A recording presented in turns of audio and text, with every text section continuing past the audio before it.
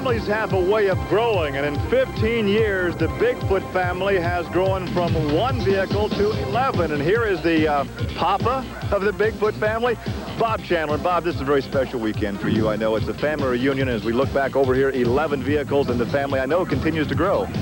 We're still going to build some more trucks. I'd like to be able to retire the first few. They're getting old, and their frames are getting weak and things. And there's new innovations coming along in these new trucks, so I'd like to get rid of a couple of the older ones somehow.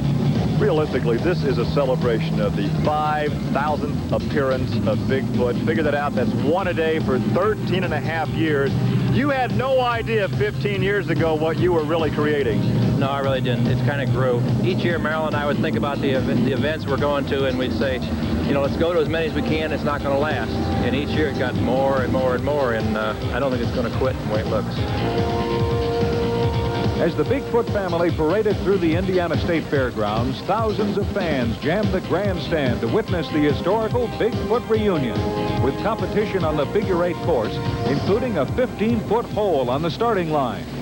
Each Bigfoot will be timed to see who is the quickest and fastest in this battle of speed and skill. I think that's the key that we have to talk about. The fans get to see you guys put the show on. They never see you behind the scenes, and this is not a real glamorous job, because once the curtain comes down, the show is over. You have to go back to work, and it's kind of grungy work at times. That's true. That's really when all the work starts. You know, driving the trucks is a hard job, but tearing them down and transporting them cross country, you know, there's many hours that are involved in that people never see. And driving Bigfoot number 1 is Ken Kelling. This was the original Bigfoot built some 15 years ago.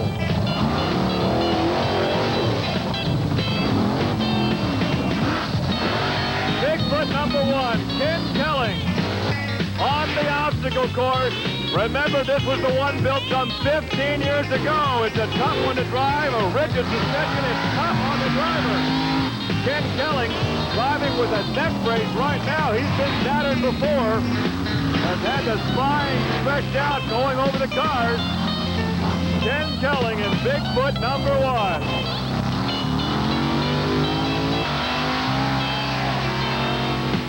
Now, you're kind of petite, and I think the fans may think that it takes a real brute to muscle one of these trucks around. I mean, how difficult is it for you to drive one of these? It's not real difficult. It takes a lot of skill, aggression. You've got to be thinking all the time, and you can never let up. You know, you've got to be thinking the whole time. There's never a relaxed moment. And Bigfoot number 2, the guest driver, the blonde lady from the state of Oregon. This is Debbie Roden. And there is the flag, and she is underway, and the skill driving down, back up over, gets some air under that Bigfoot number 2.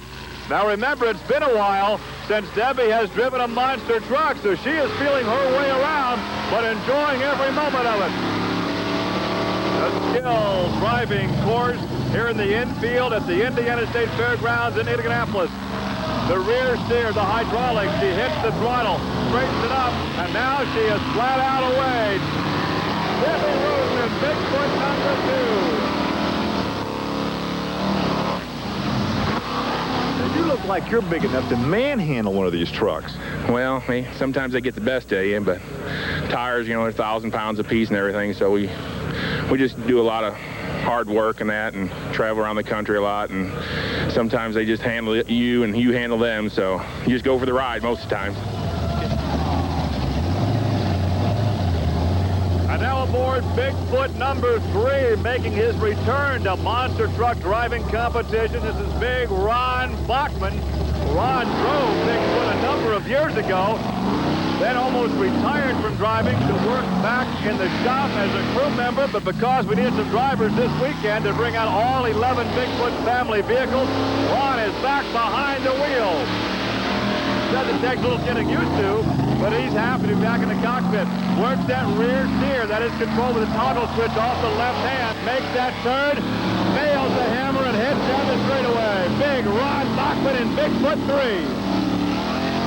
So your celebrity status really ends when the curtain comes down the show, because you're right back to loading up the truck, taking the tires off if necessary, keeping the truck clean, keeping the hauler clean. A lot of grungy work between shows.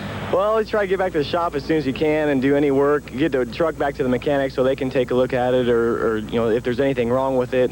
And you spend the rest of your time getting ready for the next show, keeping the semi clean, restocking any parts that you use, gas, oil, bolts, or whatever, and try to get one day off and then head out again, going out of town next weekend. Here is Bigfoot number 4. This is John Hyatt, who has been with the organization about 2 years, but he is really a rookie driver, his first real season in Bigfoot competition.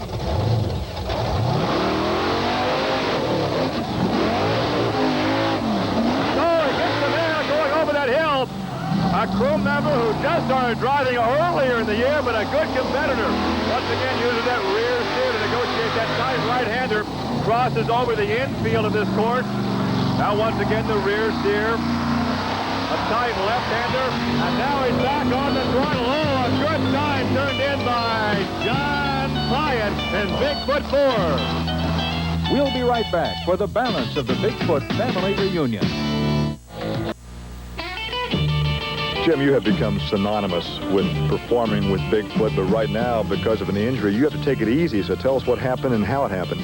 Yes, my job today is a coordinator, which is a big job when you got this many vehicles. But the long story is, or the short story I should say, is I overextended my elbow testing the new number 8 truck.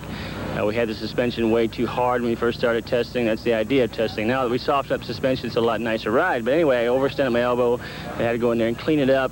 And it's going to be another 3 weeks to a month before I can really get back in and drive. This time, if I do overextend it again, I'll be right back to square one. So I just want to get healed up and get back in the seat.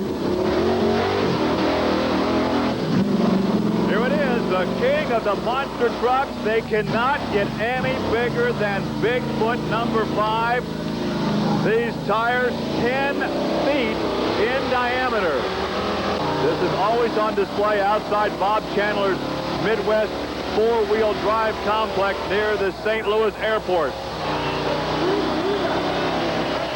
I have to think that there are a lot of folks up here that would love to have the chance to drive one of these vehicles, but you have to be perhaps envied more than anyone else driving fast tracks. It's got to be fun.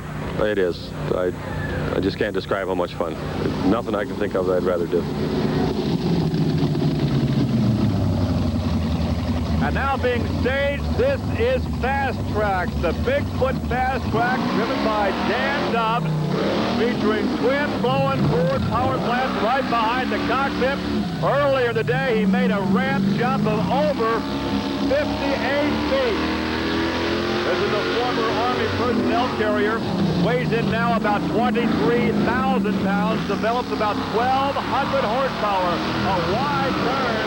He nails the hammer, cranks out the horsepower, and completes the run in the Bigfoot Fast Track. How long does it actually take for a driver to really feel acclimated in the cockpit of one of these vehicles?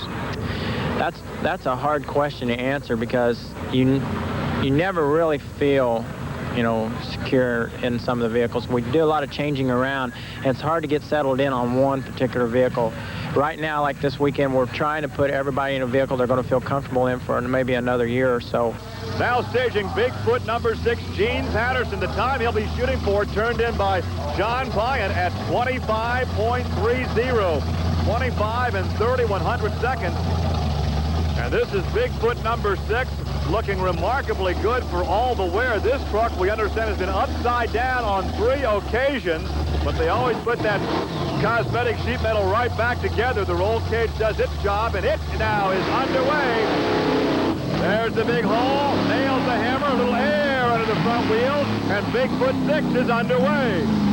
Gene Patterson shooting for a 25-30, turned in by John Hyatt. Across the midsection of the course, a very tight left-hander.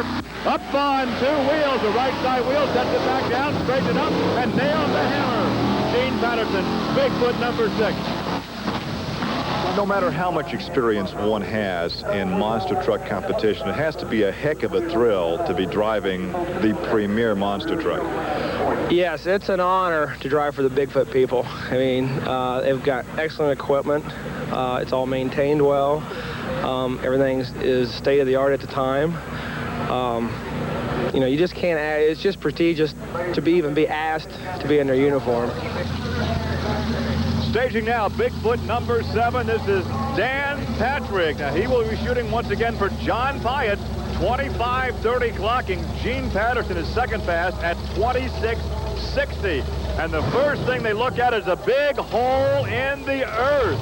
To negotiate that, there's the flag. There's the hole, and up falls in the rise. A lot of air, both front and back, for Dan Patrick and Bigfoot 7. Almost dirt tracked around that corner. Quickly through the infield. Works that toggle switch, activates the hydraulic steering on the rear, and he's on the throttle before he ever negotiates the end of that turn. A good run for Dan Patrick and Bigfoot 7. Now, Andy, cosmetically, this number 8 looks like the rest of the fleet of Bigfoot vehicles, but underneath it's all trick and all different. Yes, it is. This one is totally different than any of the other trucks. We're running an all-tube chassis. We're the first truck to run like a cantilever suspension off of big separate shocks. They call this the truck of the 90s. This is Bigfoot 8. The driver is Andy Brass. This is a pure race truck. Notice the tubular frame construction. This is the first time a Bigfoot vehicle has been built off of this foundation. A tubular steel construction. This is Andy Brass. Nitrous shocks in this, and watch the shock travel. Look at the front end raise up under the horsepower. Look at that. Oh, he's on the nose. Brought it back down. They say it's a very easy ride. Up on 2 wheels. Look at the shock travel. Look at the chassis rotate and revolve up and down, side for side. Andy Brass putting on a show in the truck of the 90s. The fans go wild here at the Indiana State Fairgrounds as he completes the run in Bigfoot 8. It really comes as no surprise that Andy Brass is the fastest through the skill course with Bigfoot 8 at 23.80. 23.80. And that eclipses the old fast time turned in earlier by Bigfoot 4 and John Pyatt at 25:30. The fan base from the youth is so widespread. I know you like the kids. Yeah, I do. And to get my picture taken with the kids, you know, they say, will you do this? And I said, sure, I'll do this, as long as we don't break the camera, you know. But I enjoy doing that, and the kids, to me, make it worthwhile. They've come a long way in 15 years, and I'm sure there's a long way to go because Bigfoot will be around for a long, long time. Thanks, Bob. Thank you. What gift for men? Oh, what a great weekend here in Indianapolis as Hubler Chevrolet, the heartbeat of America, has presented the Hardys four-wheel and off-road Jamboree Fall Nationals, part of the General Tire Special Event Series. It has been a tremendous weekend. Never before have all 11 Bigfoot trucks appeared at the same time. It may never happen again, and we are delighted that you have been here to join us. From Indianapolis, I'm Gary Lee. Thanks for joining us.